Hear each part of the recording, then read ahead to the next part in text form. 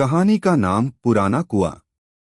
स्थान उत्तराखंड के एक छोटे से गांव नगीनापुर। समय सर्दियों की एक ठंडी रात। कहानी शुरू होती है। नगीनापुर गांव में एक पुराना कुआं था जो अब इस्तेमाल नहीं होता था। गांव के बुजुर्ग कहते थे कि उस कुएं में एक आत्मा बसी है, नैना देवी की परछाई। लोगों का मानना था कि रात के 12 बजे अगर कोई उस कुएं के पास जाता है तो वो लौटकर कभी नहीं आता। लेकिन गांव के बाहर से आया एक युवक आदित्य इन बातों पर विश्वास नहीं करता था।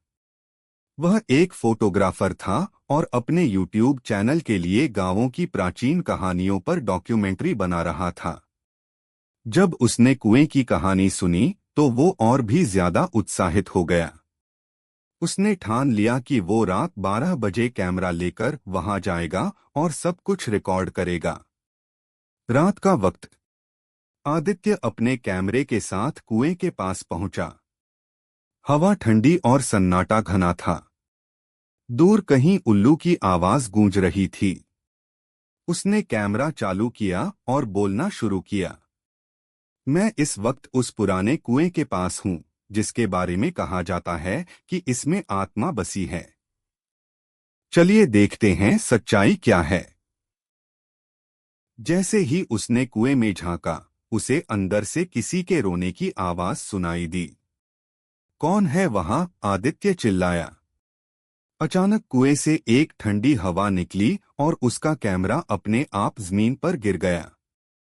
कैमरे में रिकॉर्ड हो रहा था एक धुंधली सी महिला आकृति जो सफेद साड़ी में थी और उसकी आंखें बिल्कुल सफेद, बिना पुतलियों के। फिर कैमरा ब्लैक हो गया।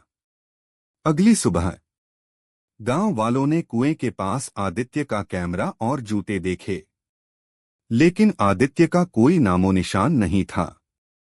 कैमरे की रिकॉर्डिंग देखकर गांव में फिर से अफवाहें तेज हो गईं कि नैना देवी की परछाई अभी भी जिंदा है। और अब उसका अगला शिकार कौन होगा, कोई नहीं जानता। सीख है, कभी कभी डरावनी कहानियां सिर्फ कहानियां नहीं होती, वे किसी सच्चाई का संकेत होती हैं।